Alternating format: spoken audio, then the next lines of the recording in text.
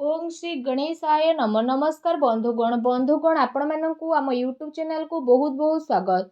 बंधुगण आज भिडियो रे आमे आपण मानकु कहिबा पई जाउछु आपणको पई विशेष भाबरे ए 48 घंटार समय अवधि विषय रे ए 48 घंटार समय आपणको पई किपरि साब्यस्त हेबो ता सहित केउ सब जिनिस रे आपणको फायदा हेबो केउ सब जिनिस रे आपणको सावधानता अवलंबन करबा को पड़िबो आपणकर लव लाइफ किपरि रहिबो क्यारियर किपरि रहिबो बिजनेस आउ व्यापार किपरि रहिबो ता सहित स्वास्थ्यर महत्वपूर्ण इनफॉरमेशन मध्ये आमे आपण माननको वीडियो रे देबु आउ ए वीडियो शेष रे आमे आपण माननको किछि उपाय विषय मध्ये कहिबु जहा द्वारा आपण ए दिन को आहुरी अधिक शुभ और मंगलदायक साब्यस्त करि परिबे।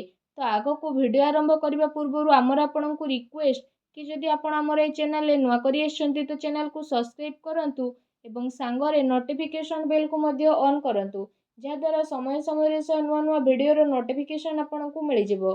तो आसंतु सर्वप्रथम जानिबा किपरि रहिबो आपणको पई विशेष भाव में 48 घंटार समय अवधि जदि सबुठार प्रथमे कहिबा कि कोन आपणको पई ए दिन रे विशेष भाव में पॉजिटिव रहिबा को जाउछि जदि कहिबा तो फ्रेंड्स ए दिन आपणको पई बहुत ही भल और शुभदायक रहिबो। जरूरी काम करबा द्वारा आपणको विशेष भाव में लाभदायक अवसर प्राप्त मध्य हेबो अटके रहितिबा धन मध्य आपणको पुणी थरे वापस मिली पारे भल खबर मिलिबार आपणको पई अनेक ही जोग बनु अछि उच्च पदाधिकारी एवं वृद्ध लोकंकर सहयोग आपणको प्राप्त हेबो एवं सबु कार्य आपण सहलतार सह संपन्न करिकि आपणको प्रतीत मध्य हेबो। एहा सहित आपण आपणकर कार्य कुशलतार द्वारा कौनसी महत्वपूर्ण कार्य को बहुत ही भल उपाय रे पूर्ण करिवे जहा द्वारा आपणको काफी खुशी मध्य अनुभव हेबो कौनसी अति संपर्कीय लोकंकर घरे आगमन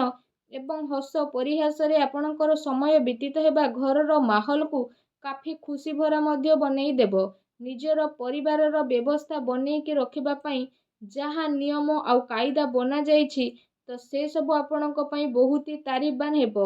एहा द्वारा घरे अनुशासित माहौल रहिबो आउ पिला माने निजर पाठ पढ़ा द्वारा एकाग्र चित्त मध्य रहिबे आपण आपणकर डेली लाइफ रु बाहरी किछि नुआ करिबा पई चेष्टा करिवे जहा द्वारा आपणकर मानसिक आउ शारीरिक थकापण मध्य दूर हेबो आउ नुआ ऊर्जार प्रभाव आपण आपणक भितरे अनुभव मध्य करि नेबे।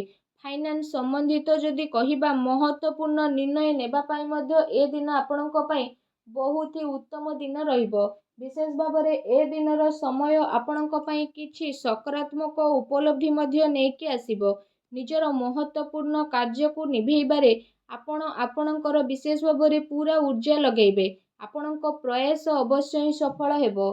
धर्म कर्म प्रति आपणक आस्था रहिबो दिल अपेक्षा आपण दिमाग रे मध्य निर्णय नेबे भावुकतारे आसिकी आपणकर निर्णय गलत मध्य होई पारे शेयर मार्केट आउ निवेश ए सबु संबंधित कार्य रे आपणक पई लाभदायक परिस्थिति एबे उत्पन्न मध्य हेबो जहा द्वारा आपणक मन बहुत ही प्रसन्न रहिबो। ता सहित आसंतु जानिबा आपणक पई कोन नेगेटिव रहिबो जदि कहिबा पारिवारिक स्थिति आपणकर चिंतापूर्ण मध्य होई पारे परिवार रे जणे आउ जनक सह ताळ मेळर अभाव मध्य हेबो अनावश्यक कथा को मध्य नहीं विवाद मध्य उत्पन्न हेबार विशेष भाव में संभावना देखा देउछि कौनसी प्रकार मन रे भ्रम उत्पन्न हेबा द्वारा जणे आउ जनक सह लड़ाई झगड़ा मध्य हेबो ता सहित पिलांकर कौनसी नकारात्मक गतिविधि कारणरू आपनको चिंता आउ क्रोध भली भावना मध्य विशेष भाव में उत्पन्न हेबो किंतु से सबु भूल को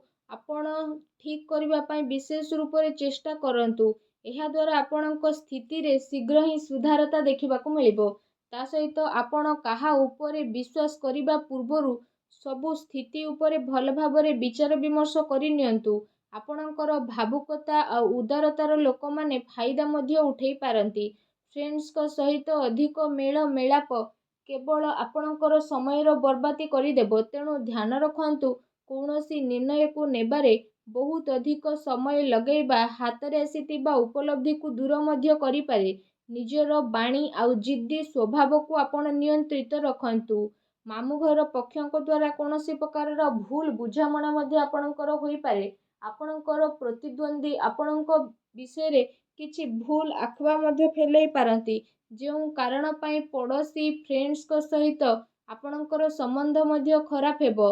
କୌଣସି ବି ପରିସ୍ଥିତିକୁ ଆପଣ ଶାନ୍ତିପୂର୍ଣ୍ଣ ରୂପରେ ବୁଝାନ୍ତୁ। କ୍ରୋଧ କରିବା ସମସ୍ୟାକୁ ଆହୁରି ଅଧିକ ବଢ଼ିଦେବ।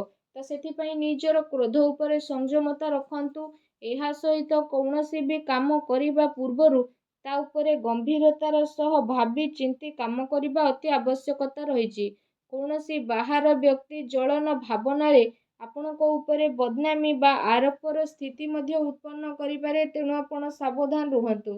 ଯଦି ଆପଣଙ୍କର ଲଭ୍ ଲାଇଫ୍ ବିଷୟରେ ଆମେ କହିବା, ତ ଏ ଦିନ ଆପଣଙ୍କର ଜୀବନ ସାଥୀ ଆପଣଙ୍କୁ ସବୁ କାର୍ଯ୍ୟରେ ସାହାଯ୍ୟ ସହଯୋଗ ପ୍ରଦାନ କରିବେ ଆଉ ସବୁ କଥା ଆପଣଙ୍କର ଶୁଣିବେ, ଯାହାଦ୍ୱାରା ଆପଣଙ୍କ ସମ୍ପର୍କରେ ସକାରାତ୍ମକ ପରିବର୍ତ୍ତନ ଆସିବ। ଆପଣଙ୍କ ପ୍ରେମ ଜୀବନରେ ଚାଲି ଆସୁଥିବା ସମସ୍ୟା ଏବେ ଆପେ ଆପେ ସମାପ୍ତ ମଧ୍ୟ ହୋଇଯିବ। ଆଉ ଜୀବନ ସାଥୀଙ୍କର ସକାରାତ୍ମକ ସହଯୋଗ ଆପଣଙ୍କୁ ଆତ୍ମବଳ ଆଉ ଆତ୍ମବିଶ୍ୱାସ ପ୍ରଦାନ କରିବ। ଆପୋଷିକ ସମ୍ବନ୍ଧରେ ଆହୁରି ଅଧିକ ଘନିଷ୍ଠତା ଦେଖିବାକୁ ମିଳିବ। ପିଲାଙ୍କର କିଲକାରୀ ସମ୍ବନ୍ଧିତ ସୂଚନା ମିଳିବା କାରଣରୁ ପ୍ରସନ୍ନତାପୂର୍ବକ ଘରେ ବାତାବରଣ ରହିବ ଏବଂ ପ୍ରେମ ସମ୍ବନ୍ଧରେ ଆହୁରି ଅଧିକ ଗମ୍ଭୀରତା ଦେଖିବାକୁ ମିଳିବ। ବୈବାହିକ ସମ୍ବନ୍ଧ ଠିକ୍ ରହିବ ଆଉ ପାରିବାରିକ ମାହୋଲ ଖୁସି ଭରା ରହିବ। କୌଣସି ପୁରୁଣା ମିତ୍ରଙ୍କ ଦ୍ୱାରା ମିଳିବା କାରଣରୁ ଯାତ୍ରା ସୁଖଦପୂର୍ଣ୍ଣ ରହିବ। ତା ସହିତ ଏ ଦିନ ଆପଣଙ୍କ ପ୍ରେମ ଜୀବନ ପାଇଁ ବହୁତ ହି ଭଲ ଦିନ ମଧ୍ୟ ରହିବ। ଏ ଦିନର ଆପଣଙ୍କୁ ଅବଶ୍ୟ ହିଁ ଲାଭ ଉଠାଇବାର ଅଛି। ଆସନ୍ତୁ ଜାଣିବା ଆପଣଙ୍କ ବ୍ୟବସାୟ ଆଉ କ୍ୟାରିୟର କିପରି ରହିବ। ଯଦି କହିବା କାର୍ଯ୍ୟ କ୍ଷେତ୍ରରେ ଆପଣଙ୍କର ଅତି ଆବଶ୍ୟକତା ରହିଛି, କାରଣ ଟିକେ ବି ଭୁଲ ବୁଝାମଣା କାରଣରୁ ମହତ୍ତ୍ୱପୂର୍ଣ୍ଣ ଅର୍ଡର ଆପଣଙ୍କ ହାତରୁ ବାହାରି ଯାଇପାରେ। ଚାକିରି ପେଶା ବ୍ୟକ୍ତି ବିଶେଷଙ୍କୁ ଧୈର୍ଯ୍ୟ ବନେଇକି ରଖିବାର ଆବଶ୍ୟକତା ରହିଛି, କାହିଁକି ନା ତାଙ୍କ ଉପରେ କାମର ଅଧିକ ବୋଝ ରହିବ ଏବଂ କାର୍ଯ୍ୟକ୍ଷେତ୍ରରେ କିଛି ନୀତିରେ ପରିବର୍ତ୍ତନ କରିବାର ଆପଣଙ୍କ ଆବଶ୍ୟକତା ରହିଛି। ସହଯୋଗୀ ଆଉ କର୍ମଚାରୀଙ୍କ ଗତିବିଧିକୁ ନଜରଅନ୍ଦାଜ ଆଦୌ ବି କରନ୍ତୁ ନାହିଁ। ଆପଣଙ୍କ ପିଠି ପଛରେ ଆପଣଙ୍କୁ କେହି ନୋକସାନ ପହଞ୍ଚାଇବା ପାଇଁ ଚେଷ୍ଟା କରିପାରେ। ସାଝେଦାରୀ ବ୍ୟବସାୟରେ ମାର୍ଗଦର୍ଶିତା ରଖିବା ଆପଣଙ୍କ ପାଇଁ ଅତି ଆବଶ୍ୟକତା ରହିଛି। କୌଣସି ପ୍ରକାରର ଅନୈତିକ କାର୍ଯ୍ୟକୁ କରିବାଠାରୁ ଦୂରେଇ ରୁହନ୍ତୁ, କାରଣ ଏହାର ଖରାପ ପ୍ରଭାବ ଆପଣଙ୍କର ମାନ ସମ୍ମାନ ଉପରେ ପଡ଼ିପାରେ। ସେଥିପାଇଁ କୌଣସି ଅଜଣା ବ୍ୟକ୍ତିଙ୍କ ସହ କୌଣସି ଡିଲ୍ ଫାଇନାଲ ଆପଣ କରନ୍ତୁ ନାହିଁ। ଏହା ଆପଣଙ୍କ ପାଇଁ ବହୁତ ହି ଭଲ ରହିବ। ଏହା ସହିତ କାର୍ଯ୍ୟକ୍ଷେତ୍ରରେ ଚାଲି ଆସୁଥିବା କୌଣସି ପ୍ରକାରର ପ୍ରୋବ୍ଲେମକୁ ଆପଣ ଶାନ୍ତିପୂର୍ଣ୍ଣ ରୂପରେ ସୁଲଝେଇବାର ଅତି ଆବଶ୍ୟକତା ରହିଛି, କାରଣ ଏହା ଦ୍ୱାରା ଆପଣଙ୍କ ଆବଶରେ ଆସି ପରିସ୍ଥିତି ମଧ୍ୟ ବିଗିଡ଼ିପାରେ। ଅଧିକାରୀଙ୍କ ଦ୍ୱାରା ବାତଚିତ କରିବା ସମୟରେ ମାନସିକ ସ୍ଥିତି ଆପଣଙ୍କର ସାମାନ୍ୟ ବନେଇକି ରଖନ୍ତୁ।